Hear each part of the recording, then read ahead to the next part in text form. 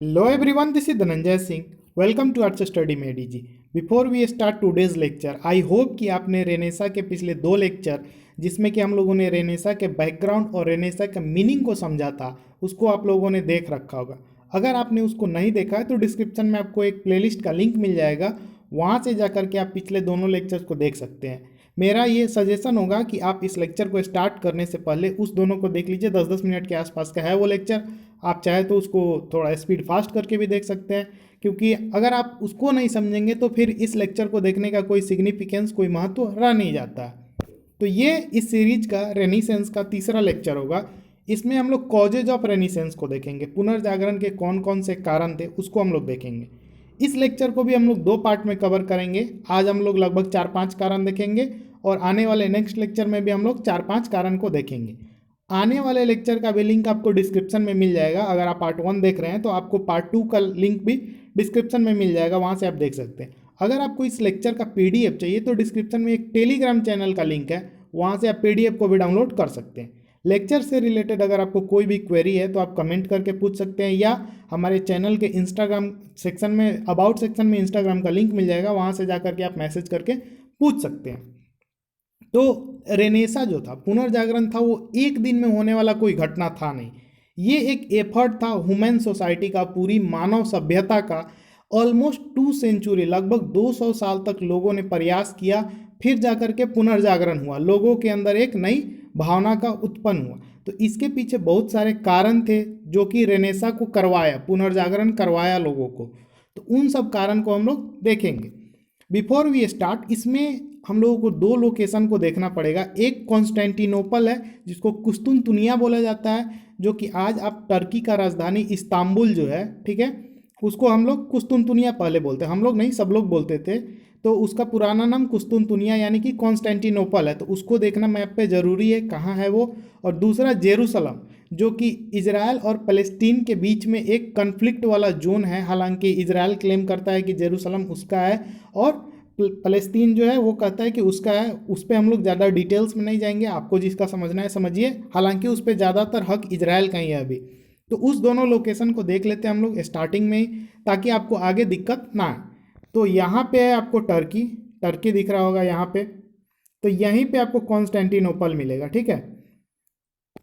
तो कॉन्स्टेंटिनोपल के इस पार वाले साइड को, यहाँ से अगर हम लोग इधर को देखें तो इधर को हम लोग पूरे लेक्चर में वेस्ट बोलेंगे, ठीक है, और इधर को ईस्ट बोलेंगे, ठीक है। आपको आगे दिक्कत नहीं आना चाहिए कि ईस्ट यानी कि किसका बात हो रहा है और वेस्ट यानी कि किसका बात हो रहा है। यहाँ पे बेसिकली यूरोप है, तो हम लोग इसी के बारे में पढ़ रहे हैं। और जेरूसलम यहीं पे आपको नीचे में देखने को मिल जाएगा, यहीं पे नीचे में आपको जेरूसलम भी देखने को मिल जाएगा, इजराइल के पास में। तो अब हम लोग आगे चलते हैं। अब हम लोग देखते हैं कौन कौन से कारण थे। तो सबसे पहले कारण में आता है क्रूसेड। क्रूसेड का मतलब होता है धर्म युद्ध, धर्म के लिए लड़ा गया युद्ध। The wars that lasted for about 200 years between Muslims and Christian over Jerusalem, the holy shrine of Christianity, are collectively called crusade. Crusade यानी कि धर्म के लिए लड़ा गया, लगभग 200 सालों तक एक युद्ध लड़ा गया था। किसके किसके बीच में? तो मुस्लिम और क्रिश्चियन के बीच में। कहाँ पे? जेरूसलम में। जेरूसलम जगह को लेकर के ही क्रिश्चियनिटी और मुस्लिम दोनों अपना अपना हक जताते थे। क्रिश्चियन कहते थे कि नहीं, जेरूसलम हमारा पवित्र स्थल, धार्मिक स्थल है, और मुस्लिम्स कहते थे कि ये हमारा है। तो उसके लिए जो लड़ाई हुआ उसको हम लोग क्रूसेड का नाम देते हैं, धर्म युद्ध का नाम देते हैं। And it can be traced back to a series of religious wars from 11 to 13 century. लगभग 200 साल तक युद्ध चला, 11 से लेकर के और 13 सेंचुरी तक धर्म युद्ध चला।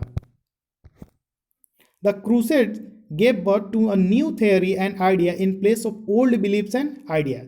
तो धर्म युद्ध का रिजल्ट ये निकला कि अब नई नई थ्योरीज आने लगी, लोगों ने नए नए सिद्धांत देना शुरू कर दिए, लोगों के अंदर नए नए आइडियाज आने लगे। पुराने आइडिया के जगह पे, पहले से जो आइडिया, जो बिलीफ चला आ रहा था, उसके जगह पे अब नई थ्योरी आने लगी। As a result of this crusades, European came into contact with the people of east. तो यूरोपियन यानी कि वेस्ट वाले जो थे वो ईस्ट वाले के कांटेक्ट में आ गए। यानी कि जेरूसलम जो था, जो हम लोगों ने एक लाइन लगभग खींचा था, वो एग्जैक्ट लाइन नहीं था, मतलब समझने के लिए।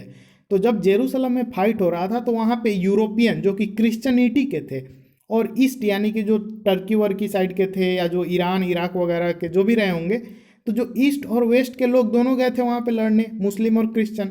तो जब दोनों लड़े तो बिना मिले तो लड़े नहीं होंगे, दोनों के बीच में कांटेक्ट तो हुआ होगा। तो इस तरह से जब कांटेक्ट हुआ दोनों जगह के लोग, दोनों साइड के लोगों का, तो वहाँ पे कुछ इन्फॉर्मेशन तो पास होगा। यहाँ के लोग वहाँ के लोगों से कुछ सीखेंगे, वहाँ के लोग यहाँ के लोगों से कुछ सीखेंगे। तो पुनर्जागरण जो हुआ था वो बेसिकली यूरोपियन के अंदर हुआ था, क्योंकि उनको ज़्यादा समझ नहीं था धर्म का, उनके ऊपर जाल एक तरह से बिछा हुआ था, उनको दुनियादारी का ज़्यादा समझ नहीं था। वो लोग लॉजिकली नहीं सोचते थे, जो धर्म कह दिया वही मानते थे। क्रिश्चियन में ये था, अंधविश्वासी होते थे वे लोग। तो ईस्ट के लोगों से उन्होंने वहाँ पे क्या सीखा? लॉजिक सीखा, मेथड ऑफ एक्सपेरिमेंट सीखा, साइंटिफिक डिस्कवरीज को सीखा, नए नए जो वैज्ञानिक खोज हुए, कुछ एक्सपेरिमेंट वगैरह, ये सब उन्होंने सीखा। Crusades also encourage travel and geographical discovery. तो धर्मयुद्ध के कारण ही लोग जो है ट्रेवल वगैरह भी करने लगे, कुछ भौगोलिक खोजें भी हुई। तो ये सब रीजन जो था वो पुनर्जागरण का रीजन बना। एरिस्टोटल के कुछ scientific text, Arabic numerals, algebra papers वगैरह, ये सब जो है वेस्टर्न यूरोप में पहुंचा। ठीक है, ईस्टर्न यूरोप से वेस्टर्न यूरोप में पहुंचा। इसके पीछे भी कारण क्या था? क्रूसेड ही था, धर्मयुद्ध ही था। Then due to the failure of the crusade, the prestige of the pope and the church also suffered, because even after the blessings of the pope, Christians were defeated. तो पोप जो थे ना, वो अपने आप को भगवान का अवतार मानते थे, वो कहते थे हम ही जीसस हैं। तो वो अपने आप को काफ़ी ज़्यादा शक्तिशाली मानते थे। तो जब वो कुछ क्रिश्चियन लोग मानिए युद्ध पे जा रहे थे, तो पोप उनको आशीर्वाद देते थे कि जाओ तुम्हारी जीत होगी। तो लोग पहले पोप को भगवान की तरह मानते थे, लेकिन जब उनका हार होने लगा, जब जाते थे मुस्लिम से लड़ते थे, क्रिश्चियंस हार जाते थे, तो अब उनका पोप से भी क्या होने लगा? भरोसा उठने लगा। अब उनको लगा कि नहीं, पोप जो है हमारे साथ छलावा करता है, पोप भगवान नहीं है, पोप भी एक आम इंसान ही है। तो ये सब लोगों के अंदर जागरण जो आया वो किसके कारण आया? क्रूसेड, धर्मयुद्ध के कारण आया। नेक्स्ट हम देखते हैं डिक्लाइन ऑफ फ्यूडलिज्म, सामंतवाद का पतन। ये कैसे पुनर्जागरण में एक तरह से कॉजेज में कंट्रीब्यूट किया, उसको हम लोग देखेंगे।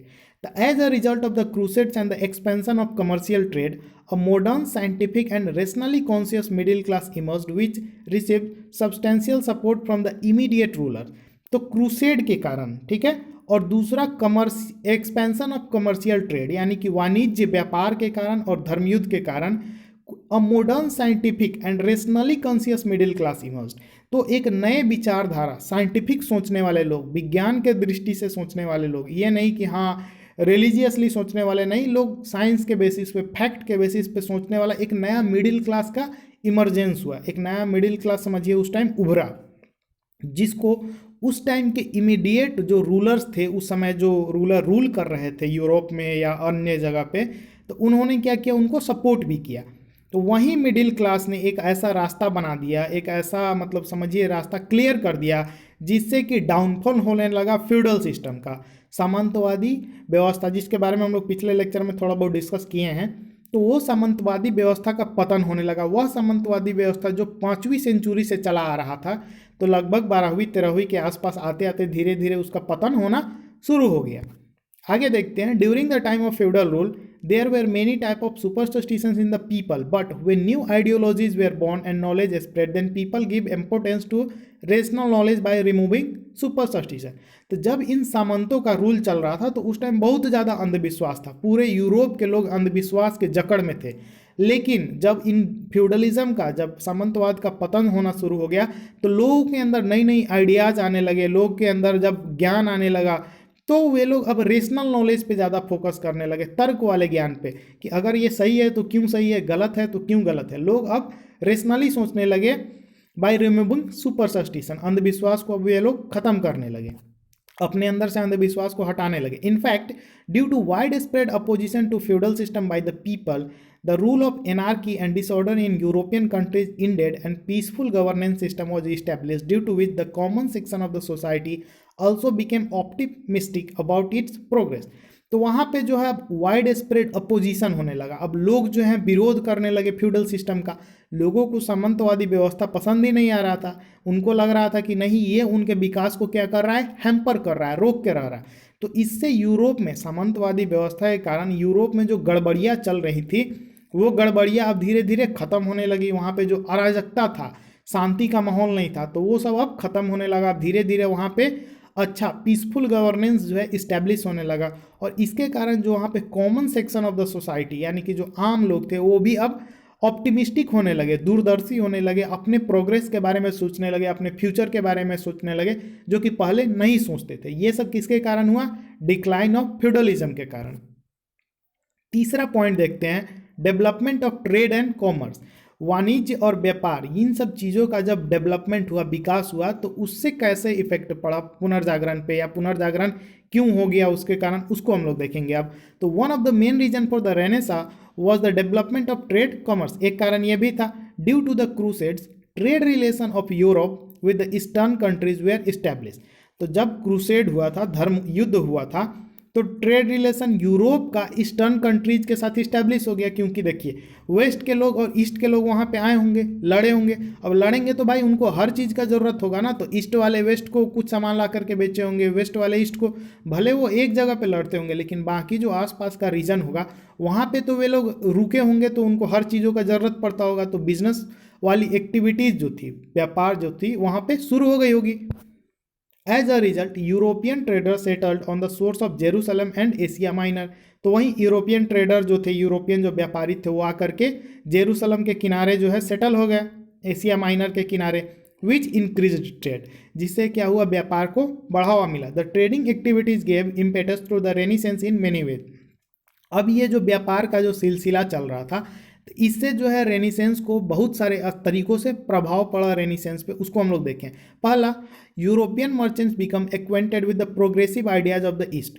तो उस टाइम ईस्ट के लोग जो थे वो काफ़ी तरक्की कर चुके थे, वे लोग काफ़ी विकास कर चुके थे वेस्ट के कंपैरिजन में।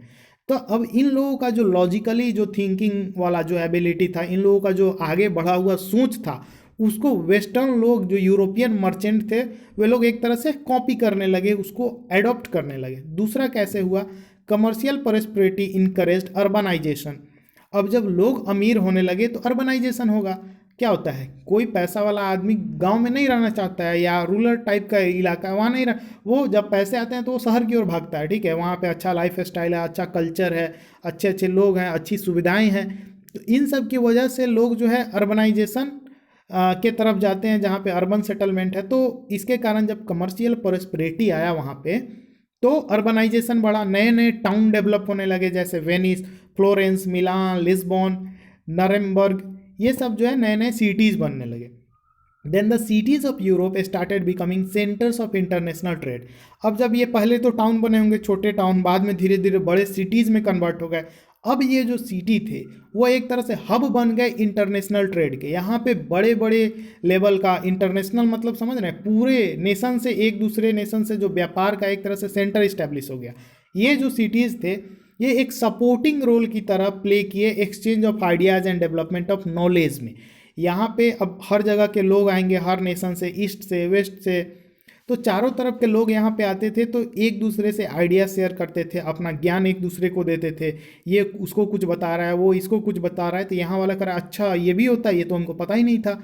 अब उस टाइम तो इंटरनेट था नहीं कि हर जगह के लोगों को एक ही ज्ञान मौजूद हो। अगर किसी गांव में कोई ज्ञानी है तो दूसरे गांव वाले से जब तक वो मिलेगा नहीं तब तक वो अपना ज्ञान उसको कैसे देगा उस टाइम में।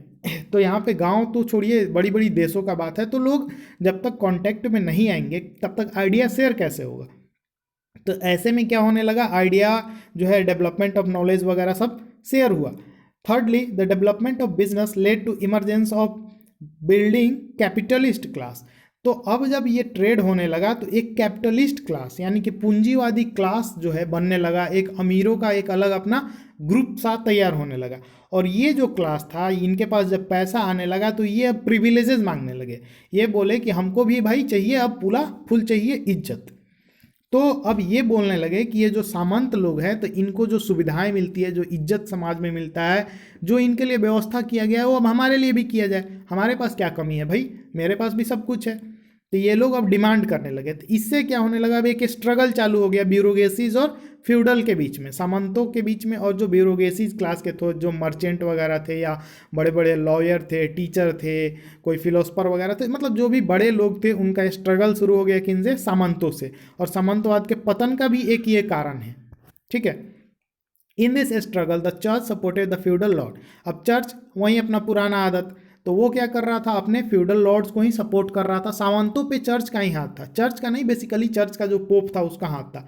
Church considered taking interest as a sin which was not conducive to business. Church का अलग अलग अवधारणा था, इधर उधर आप अगर कुछ कर रहे हैं तो पाप है, ये वो, मतलब बहुत सारा उसका मान्यता था। As a result the merchant class became an opponent of the church along with the feudal lord. तो चर्च जो है ऐसा कुछ अवधारणा बना के रखा था कि उसकी बातों को आप नहीं मानिएगा तो पाप होगा, तो उसकी बातों को लोग कटाक्ष करने लगे। अब धीरे धीरे जो मर्चेंट क्लास थे वो अब चर्च को अपोज करने लगे, क्योंकि चर्च क्या करता था, फ्यूडल लॉर्ड को सपोर्ट करता था, तो ये मर्चेंट क्लास जो अमीर व्यापारी लोग थे उनको बिल्कुल पसंद नहीं था। इसके अलावा prosperous merchants gave shelter to many scholars of art and literature. As a result, the revival of ancient knowledge and literature started again. तो अभी भी आप देखते हुइएगा जो अमीर लोग होते तो उनको काफ़ी महंगी महंगी पेंटिंग्स खरीदने का शौक होता है, कुछ पुराना कार्स वगैरह का कलेक्शन है या कोई एंटीक पीस है तो उसको वो खरीद लेते हैं, उनको पैसा का कमी है नहीं। तो वैसे ही जब मर्चेंट्स वहाँ पे प्रोस्परस हो गए तो उस टाइम जो कुछ भी था तो वो स्कॉलर्स को शेल्टर देना स्टार्ट कर दिए, यानी कि जो कुछ अच्छे आर्टिस्ट हैं, कुछ अच्छे किताब वगैरह लिखने वाले हैं, लिटरेचर से रिलेटेड, आर्ट से रिलेटेड, तो उनको वो शरण देने लगे। शरण देने लगे मतलब उनको अपने संरक्षण में रखने लगे, उनको पैसा देते थे, चलो भाई कुछ अच्छा पेंटिंग बना दो, कुछ अच्छा बुक लिख दो जो हम पढ़े या इससे रिलेटेड कुछ और करें, जो भी है। तो इस तरह से क्या होने लगा, वहाँ पे पुराना यूरोप का जो पुराना सभ्यता चल रहा था, जो पुरातन व्यवस्था था, वो अब रिवाइव होने लगा। वो वहाँ पे लिटरेचर, आर्ट वगैरह जो पुराने फॉर्म्स थे वो सब धीरे धीरे रिवाइव होने लगे। चौथा पॉइंट है फॉल ऑफ कॉन्स्टेंटिनोपल, कुस्तुनतुनिया का पतन। कुस्तुनतुनिया कहाँ है, मैप में हम लोग देख चुके हैं। तो 1453 एडी में क्या होता है, तुर्क जो है वो कुस्तुनतुनिया पे कैप्चर कर लेते हैं। तुर्क यानी कि जो टर्की वाले लोग हैं वो कॉन्स्टेंटिनोपल को अपने अंडर में ले लेते हैं। तो कुस्तुनतुनिया जो था वो ईस्टर्न रोमन एम्पायर का कैपिटल था।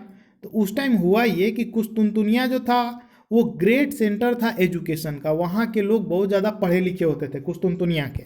लेकिन तुर्क जो थे वो सिर्फ वार लविंग थे, उनको बस मार काट में विश्वास रखता था, उनको ये पढ़ाई लिखाई, प्रेम, सद्भावना, ये सबसे कोई मतलब नहीं था, कोई इंटरेस्ट नहीं था उनका प्रमोशन ऑफ एजुकेशन में, यानी कि शिक्षा को प्रमोट करने का या knowledge, writer, scientist, philosopher, artist, इन सबको कोई भी सुविधा देने का उनका कोई इरादा नहीं था। तो ये लोग जो थे जैसे राइटर, साइंटिस्ट, फिलोसफर, आर्टिस्ट वगैरह, तो ये लोग अब वहाँ से माइग्रेट करके यूरोपीय कंट्री की तरफ भागने लगे, वहाँ पे जाने लगे अपना गुजर बसर करने के लिए।